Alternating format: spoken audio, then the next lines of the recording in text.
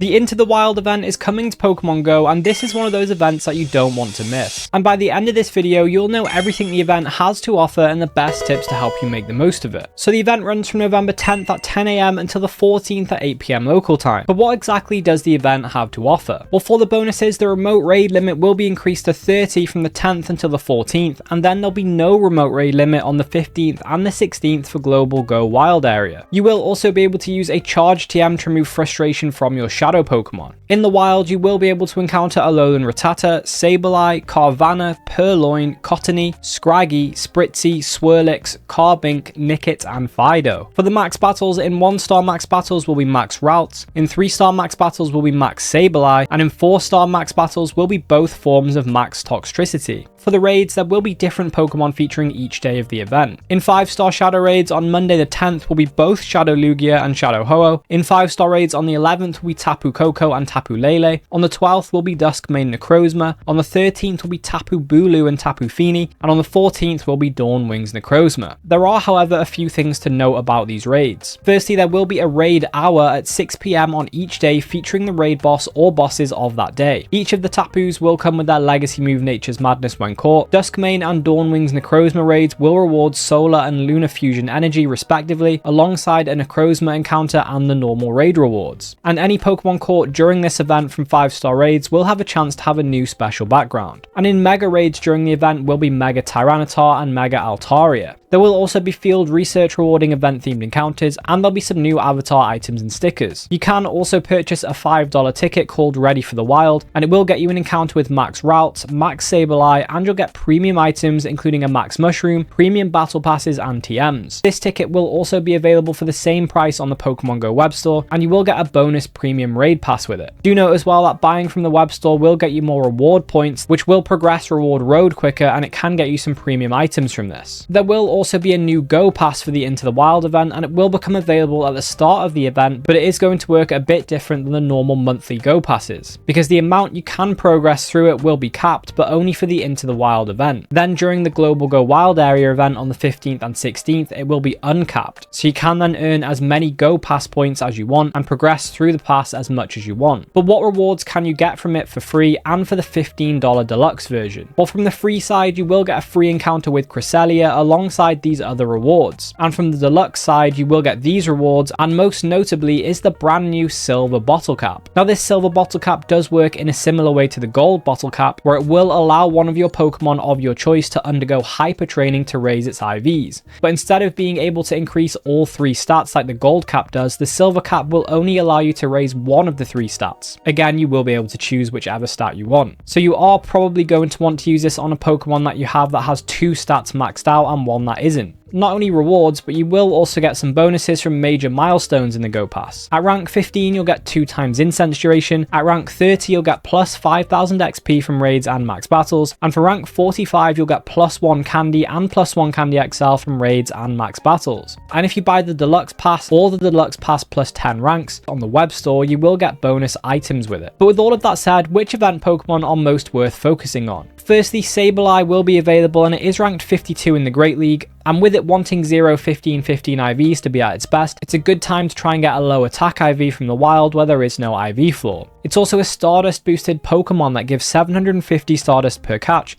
so always worth catching when you see it. Cottony doesn't really have any meta relevance other than the fact that historically it has seen play in the Little Cup where it is ranked 60. Scraggy doesn't have any meta relevance, but it is a good opportunity to get some candy for Mega Scrafty when it comes to the game in the future. It doesn't however seem likely that Mega Scrafty will actually make much of an impact on the fighting and dark type attacking meta, but it may see some niche use, especially as it does have a unique mega typing of fighting and dark. Carbink will also be available, and like Sableye, it does see play in the Great League where it is ranked 112 currently. For the max battle Pokemon, Max Routes may be useful to pick up because Max God of War will be the joint best fairy type attacker with Charm, and it will be the joint 5th best psychic type attacker with Confusion. This is because it does have the same attack stat as Hatterene, so if you already have a Max Hatterene powered up, then Max God of War is less of a priority. Do note as well that G-Max Hatterene will be coming to the game in the future, and it will be the best fairy type attacker in the game. And if you don't have access to G-Max Toxtricity, Max Zapdos, and Max Raikou, then it might be worth picking up Max Toxtricity from 4-star Max Battles. For the raid Pokemon, Shadow Ho-Oh is the 16th best Fire-type attacker with Incinerate and Legacy move Sacred Fire, which it unfortunately won't have when caught from these raids. It is also ranked 47 in the Master League. Shadow Lugia, on the other hand, is the 19th best Flying-type attacker with Extra Sensory and Fly, and it's ranked 12 in the Master League. Moving on to the Tapus, Tapu Koko is the 7th best Fairy-type attacker with Volt Switch and Legacy move Nature's Madness, and it's ranked 95 in the Master League. For Tapu Lele, it's the 6th best Fairy-type attacker with Confusion and Nature's Madness, and it's ranked 35 in the Master League. For Tapu Bulu, it's the 8th best Fairy-type attacker with Bullet Seed and Nature's Madness, and it's the 17th best Grass-type attacker with Bullet Seed and Grass Knot. It's also ranked 60 in the Master League. And for Tapu Fini, it doesn't have any meta relevance as a raid attacker, but it is ranked 79 in the Master League and ranked 74 in the Ultra League. For Duskmane Necrozma, it's the 12th best Psychic-type attacker with Psycho Cut and Sunsteel Strike, and it's the 3rd best Steel-type attacker with Metal Claw and Sunsteel Strike. It's also ranked 19 in the Master League. And for Dawnwings Necrozma, it is the 13th best Psychic-type attacker with Psycho Cut and Moongeist Beam, and it's the best Ghost-type attacker with the same moveset. It's also ranked 13 in the Master League. And we do also have Mega Tyranitar available, and it is really strong in both of its types. It's the 3rd best Rock-type attacker with Smackdown and Stone Edge, and it's the best Dark-type attacker with Bite and Brutal Swing. But out of all of these raids, which would I recommend prioritizing, especially if you are a free-to-play player? Well, firstly, I would definitely go for Dawnwings and Duskmane Necrozma because they are both some of the strongest Pokemon in the game, and these raids are the only way you can get Lunar and Solar fusion energy that you need to fuse Necrozma with Lunala or Solgaleo to get these fusions.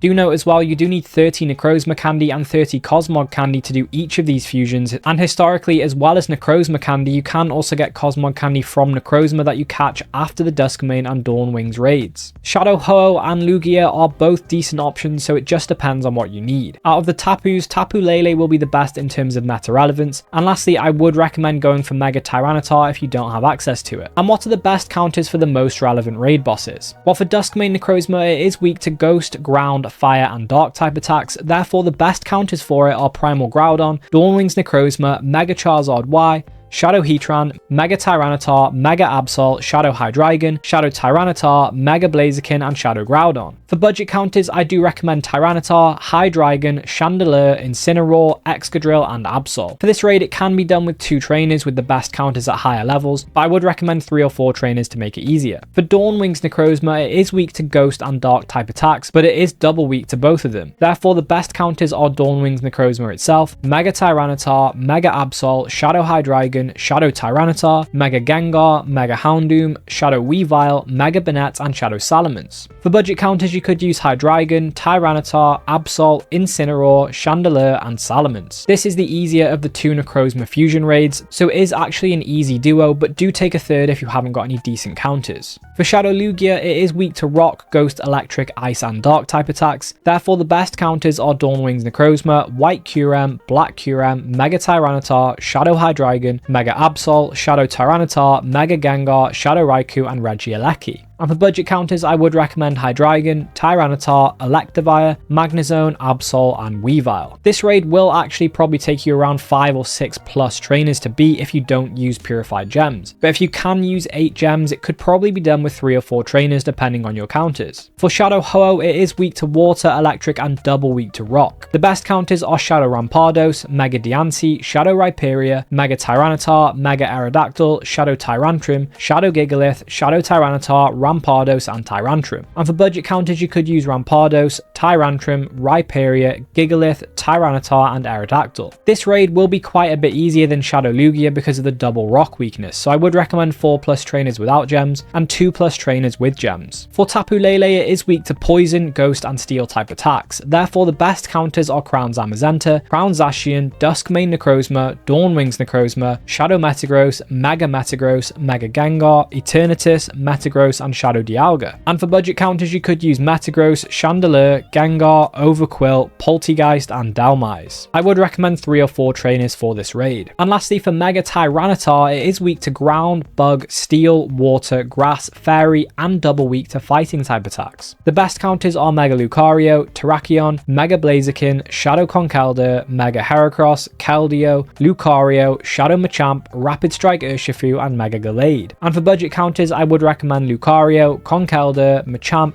Hariyama, Breloom and Blaziken. Now this raid can actually be soloed with the best counters level 40 plus, but I would recommend a second trainer. Do also remember to party up if you can, so you can use party power to make all of these raids easier. But for Pokemon like Shadow Ho-Oh and Shadow Lugia, they are going to be pretty much useless unless you remove frustration from them. But luckily during this event you can do that with a charged TM. So to do this you need to go to your charged TMs in your item bag and then tap on them and search for the Shadow Pokemon you want to remove frustration from. You can actually type in the search bar at the top at frustration to bring up all the Pokemon that you have that move. And with you being able to remove frustration from your Shadow Pokemon, which other Shadow Pokemon should you prioritize? Well, it would be ideal to remove frustration from every Shadow Pokemon that you've got, but unless you have a lot of charged TMs, you are going to want to prioritize certain Shadow Pokemon. And firstly, I would recommend removing frustration from relevant Shadow Legendary Pokemon such as Mewtwo, Dialga, Palkia, Kyogre, Groudon, Heatran, Raikou and Ho-Oh for example. And then for raid attackers, Pokemon such as Shadow Salamence, Conkeldurr, Chandelure, Garchomp, Excadrill, Rampardos, Rhyperior, Weavile, Mamoswine, Gengar, Metagross, Magnezone, Tyranitar, etc. And for Go Battle League Pokemon, I would recommend some of these on the screen now. But with that said, how can you get more charged TMs to remove frustration? Well, there are actually a few ways you can get charged TMs. Firstly, and probably the best way, is getting them from raids. You can get them from 3-star raids and above, and I believe tier 3 and mega raids do get you at least one charged TM per raid. You can also get them from Go Battle League win rewards, trainer battles with friends, occasionally through completing special research tasks, and you can get them from showcases. But generally, raids and Go Battle League are the best way to get them. And you will want Candy and Stardust to power up any of these Pokemon, so how can you maximize Candy during this event? So I would recommend getting to rank 45 of the Into the Wild Go Pass as soon as you can, because you then will be getting one additional Candy and one additional Candy XL from each raid and max battle you do. Of course though, with the cap it may not be possible to get up to rank 45 before the end of the Into the Wild event, because we don't know what the cap will be, but it is definitely worth working on it anyway to get that rank ready for the Go Wild area event. Outside of this, I would recommend using Pineapple Berries to catch Pokemon, and not only that, but you can Mega Evolve a Pokemon that shares a type with the Pokemon you're catching to increase the amount of Candy, Candy XL and XP you get per catch. And as the theme of the Wild Area event is Dark and Fairy types to coincide with Grimmsnarl's typing, the Into the Wild event also has the same theme.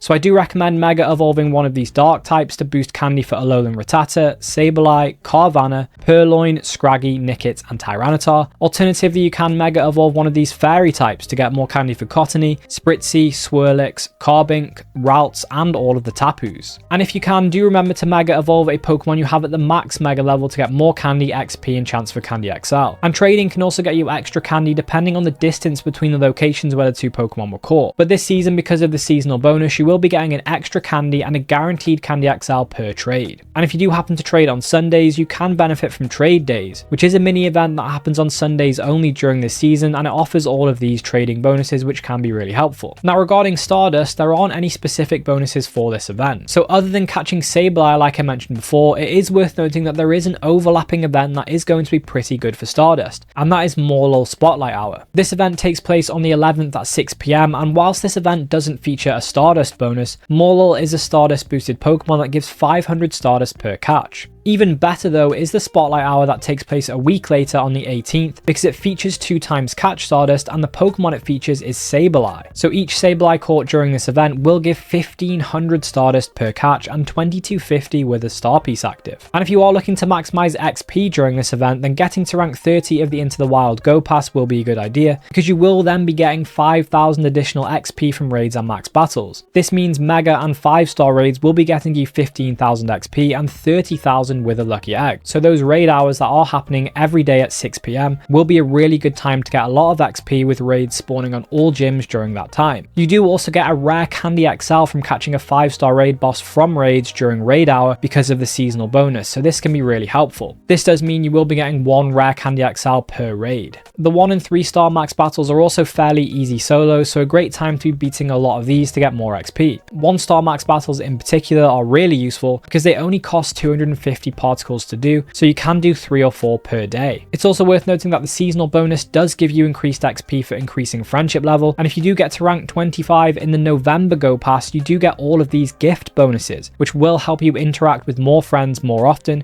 so you have more chance to increase friendship levels. With the seasonal bonus, getting to best friends with a lucky egg active gets you 300,000 XP per best friend. And if you are looking to eventually get to level 80, you do need 50 platinum medals to do so. So here are some you can work on during this event in particular. So with the dark and fairy type Pokemon theme for this event, it's a good chance to work on your platinum delinquent and fairy tale girl medals. If you haven't raided any of this event's raid bosses either, it's great for your rising star medal, and with the focus being on raids during this event, it's a good chance to work on your champion and battle legend medals. Do remember as well, the remote raid limit will be increasing, so even more opportunity to progress these medals. And if you did find this video helpful, then I recommend checking out this video on the screen next, and I'll catch you in the next one.